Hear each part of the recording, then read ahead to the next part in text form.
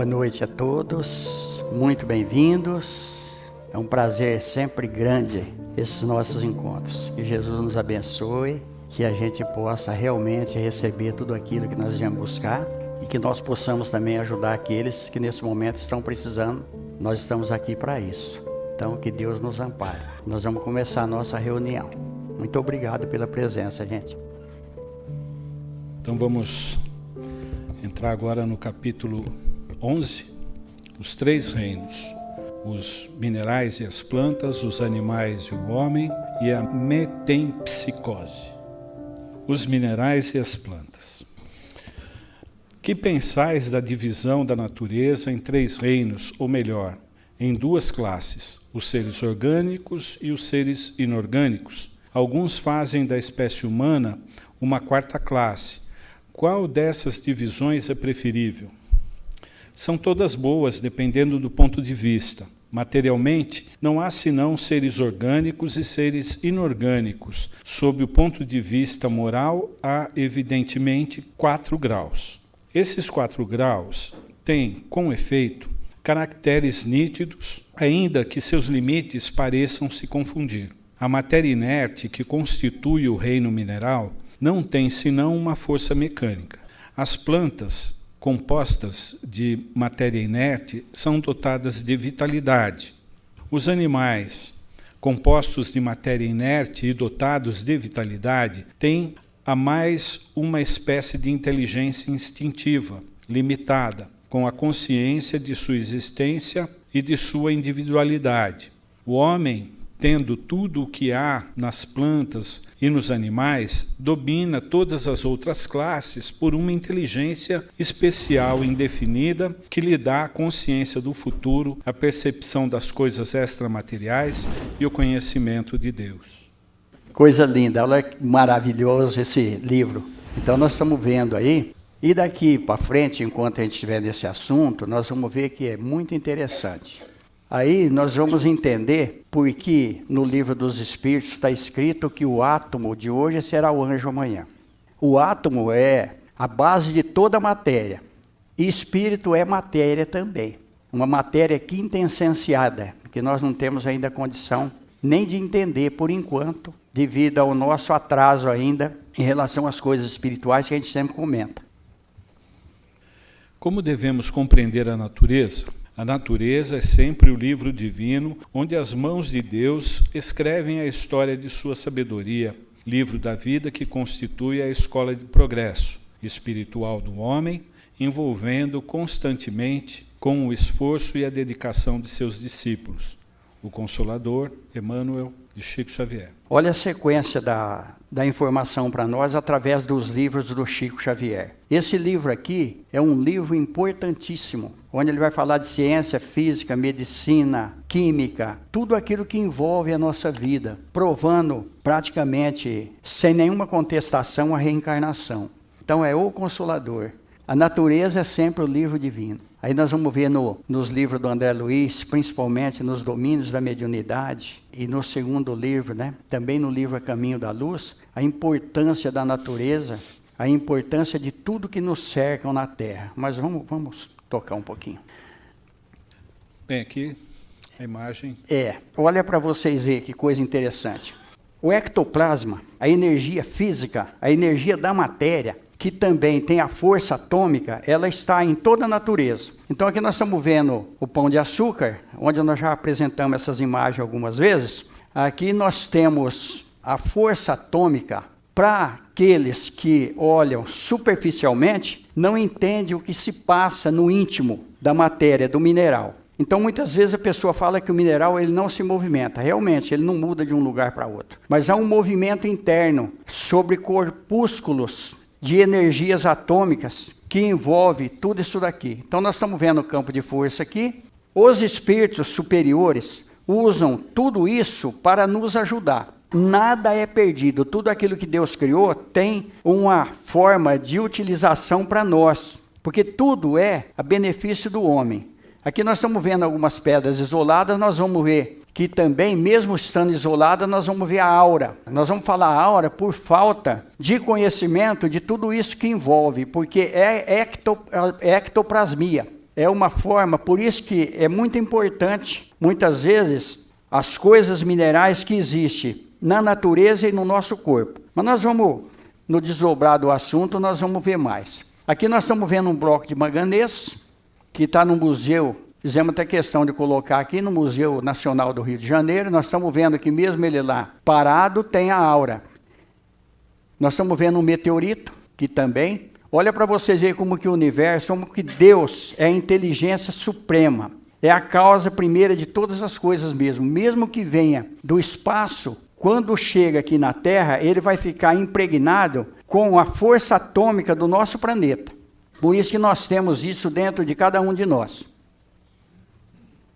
Aqui nós estamos vendo os vegetais, nós podemos ver com mais nitidez, inclusive, essa força atômica, essa energia que circula as folhas. Nós estamos vendo a aura das árvores, né? É muito mais perceptível.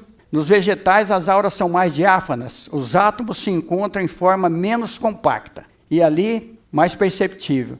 E olha que coisa interessante. Aqui já começa a manifestação que vai envolver o nosso espírito. Os nossos espíritos passaram por todas essa sequência que nós estamos falando aqui. Então, a árvore é abatida, a aura vai se distanciando à medida que seca ou que perde a vida, a força vital. Então, nós estamos vendo aqui, cortou o tronco. Aqui já está o desenvolvimento sanguíneo, porque tem a seiva. Aqui já está começando a desenvolver também a respiração, porque as plantas respiram. Aqui há todo um envolvimento que existe no nosso corpo orgânico. Por isso que a medicação, ela vem da onde? Ela vem das plantas. Então, tudo que é criado na Terra é a favor do homem. Olha que coisa impressionante aqui. Nós colocamos essas figuras aqui, umas figuras, inclusive, até meio apagada, mas dá para a gente entender muito bem. As plantas têm consciência de sua existência? Não, elas não pensam e não têm, senão, vida orgânica. Então, só uma paradinha aí. Aqui nós já estamos vendo, muitas vezes, ela tem a vida orgânica, ela não pensa, mas a gente vê que já tem uma certa proximidade. Por exemplo, se a gente plantar as mesmas plantas num bloco unidas, elas produzem mais. Por quê? Porque já está... Olha que até aí nós já podemos ter um exemplo da sociedade. Nós não podemos viver fora da sociedade. Nós precisamos um dos outros. As plantas dão esse exemplo para nós. As plantas experimentam sensações, sofrem quando são mutiladas. As plantas recebem as impressões físicas que agem sobre a matéria, mas não têm percepções e, por conseguinte, não têm sentimento de dor. A força que atrai as plantas umas para as outras é independente de sua vontade? Sim, visto que não pensam. É uma força mecânica da matéria que age sobre a matéria. Elas não poderiam se opor. Já tem uma somatização aí, a somatização energética. Elas não pensam uma força mecânica da matéria que age sobre a matéria. Elas não poderiam se opor. Mas nós temos alguma coisa mais interessante. Vamos passar. Certas plantas, tais como a sensitiva e a dionéia, por exemplo, têm movimentos que acusam uma grande sensibilidade e, em certos casos, uma espécie de vontade, como a última, cujos lóbulos apanham a mosca que vem pousar sobre ela para sugá-la, e a qual parece armar uma armadilha para, em seguida, matá-la. Essas plantas são dotadas da faculdade de pensar. Elas têm uma vontade e formam uma classe intermediária entre a natureza vegetal e a natureza animal? São uma transição de uma para outra? Tudo é transição da natureza pelo fato mesmo de que nada é semelhante e que, todavia, tudo se liga. As plantas não pensam e, por conseguinte, não têm vontade. A ostra que se abre e todos os ófitos não pensam, não têm senão um instinto cego e natural. Dá uma paradinha aí, para a gente entender um pouco isso daqui. Então nós estamos vendo a planta carnívora aqui. Olha como tudo é transição. Os espíritos já estão comentando conosco e tem até, inclusive, depois tem alguma nota do Kardec falando a respeito disso daí. Então, essa planta que ela já está atraindo o inseto, ela já está numa transição ali. Aí eu morei no Amazonas e eu observava muito a Vitória régia. Uma coisa impressionante a Vitória régia lá, que conforme a situação dá para a gente sentar em cima daquela planta e ficar ali por algum tempo sem que ela afunda. E ali nós vimos, quando a gente tem um pouco de percepção espiritual, a gente vê o trabalho dos espíritos em cima da natureza, em todas as coisas, principalmente nessa Vitória Régia. Tem uma razão de ser dela estar ali, naquela região. E vocês podem ver que é só naquela região ali que tem a Vitória Régia. Então tudo na natureza tem um sentido, tem uma conexão e tem até uma proteção. Em todos os lugares, em todas as nossas vidas tem isso aqui. São uma transição de uma para a outra, tudo é transição na natureza. Pelo fato mesmo de que nada é semelhante, que todavia tudo se liga. Então há uma ligação universal entre nós, entre a natureza. Nós vamos falar dos animais, acho que a semana que vem ou na outra já, e nós vamos ver, ali é muito interessante para nós.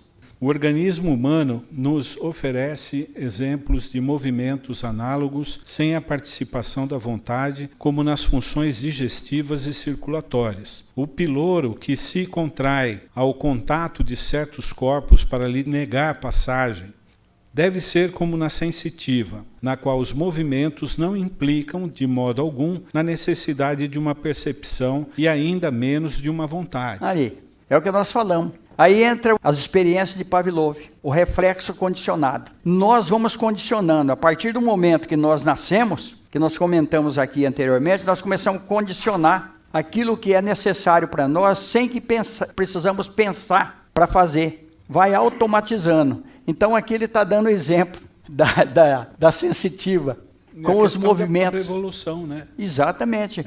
Por exemplo, quando às vezes um bichinho vem bater no nosso olho, a gente às vezes fecha antes que ele bata. Da onde surgiu isso daí? Olha a conexão aqui, olha a evolução. Quem explica isso? Só a doutrina espírita, porque a ciência não consegue explicar. Não há nas plantas, como nos animais, um instinto de conservação que as leve a procurar aquilo que lhes pode ser útil e a fugir daquilo que lhes pode prejudicar?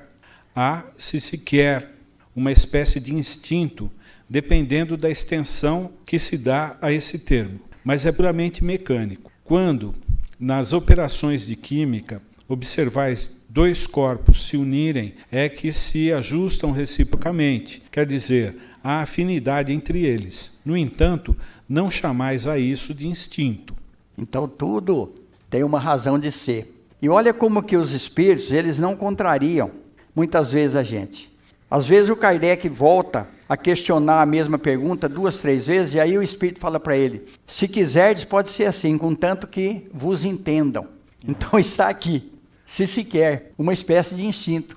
É aí a seleção natural. Sim. Que explica toda essa situação. O que vai vencendo vai se sobrepondo, vai se preservando.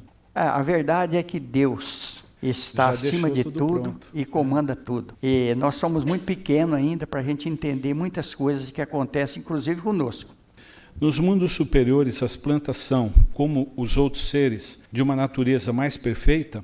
Tudo é mais perfeito, mas as plantas são sempre plantas, como os animais são sempre animais e os homens sempre homens. Olha que coisa interessante. Aí nós vamos ver no livro do André Luiz. Aí tem espírita que até hoje não acredita que tem animais no plano espiritual. Eles não creem, estão fechados ainda.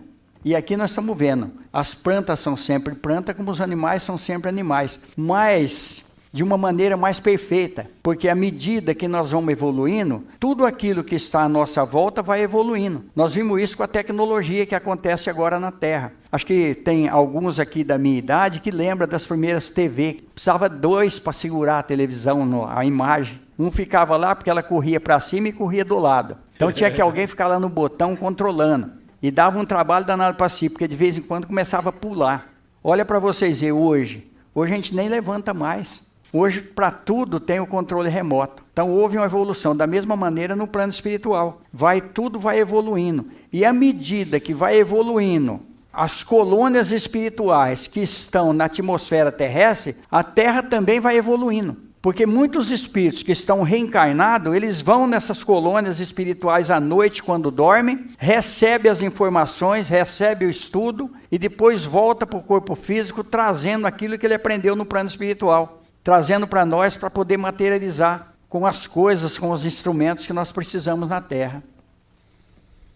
E a semana que vem, os animais e os homens. Vai ser muito interessante esse assunto aqui. Como nós estamos estudando também o livro dos médiuns, futuramente nós vamos falar sobre mediunidade nos animais, que vai ser muito interessante e muito importante. Então nós vimos aqui que tudo que está na Terra é a nosso benefício. Aí muita gente fica preocupada porque às vezes está desaparecendo certas espécies de animais. Ninguém precisa ficar preocupado. Enquanto tiver utilidade, esses animais estão na Terra. O homem, muitas vezes, é culpado pelo extermínio, pela depredação de muitas coisas, inclusive da natureza, nós vamos sofrer as consequências. Mas os animais, principalmente, à medida que eles não forem úteis mais, eles vão realmente desaparecer. Então nós temos exemplo disso aí, que muitas vezes a pessoa fala dos dinossauros, foi uma época lá atrás, não era necessário que ele estivesse junto com o homem. Então todos os animais que estão na Terra é a serviço do homem. Então muita gente questiona muitas vezes o consumo de carne. E aí eu estava conversando com um amigo meu, não sei qual deles aqui do centro, porque eu estou muito esquecido, questionaram por que Chico Xavier comia carne. E aí foi falado o seguinte, que se Chico Xavier não comesse carne, ele flutuava. O espírito muito superior, entendeu? E o corpo físico tem a mesma estrutura do nosso corpo. Não existe ninguém na Terra privilegiado que tenha um corpo diferente do outro. Nós temos uma constituição espiritual diferenciada que anima o corpo, porque ninguém não tem um igual ao outro, sempre tem diferença, mas a constituição física é a mesma. Então, olha que coisa importante para nós. Por isso que nós precisamos o quê? Amar. Porque a base de tudo é o amor. Quando a gente realmente tirar de dentro de nós uma série de coisas que ainda impedem a nossa evolução espiritual, nós vamos ser mais felizes, nós vamos auxiliar mais, nós vamos viver melhor, nós não vamos ter problemas depressivos, de ansiedade, nós vamos eliminar praticamente quase todos os medicamentos, tem médicos aqui,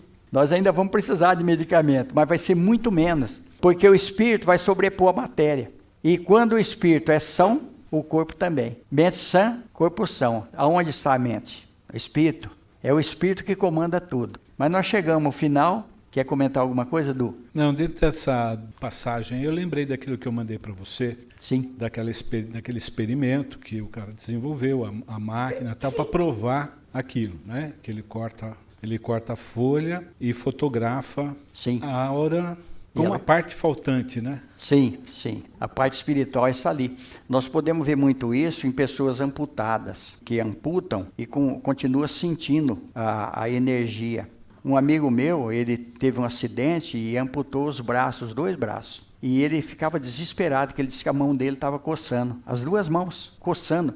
Ele não aguentava, precisava da mulher coçar o toco do braço dele, porque ele não aguentava. Então, gente, olha, tudo tem um sentido. Os japoneses, eles andam descalços na grama, de madrugada. Não sei se vocês sabem disso, numa região lá. Por quê? Porque ali tem uma energia, que eu esqueci o nome agora, que o termo é médico, aonde eles captam uma produção química do nosso organismo para poder revitalizar o corpo. Tem sentido, porque nós falamos aqui da natureza. Então nós vamos para a segunda parte, cada um faz seu pedido mental. Se eu falar alguma coisa que vocês acham que está meio desconexo, vocês vão perdoando. Mas a gente está falando aqui de nós, da nossa vida, daquilo que nós estamos passando. Que Jesus nos abençoe, que a gente possa ter tudo aquilo que nós viemos buscar nessa noite. Cada um faz seu pedido mental na hora do passe. Vamos agradecer, principalmente pela oportunidade de estarmos aqui mais uma vez em nome de Jesus. Que Ele nos abençoe.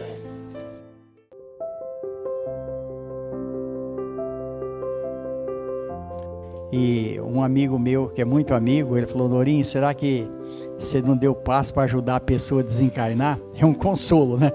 Pode ter acontecido isso mesmo. Às vezes a pessoa não está desligando do corpo e através da energia a gente ajuda ela a passar para o plano espiritual.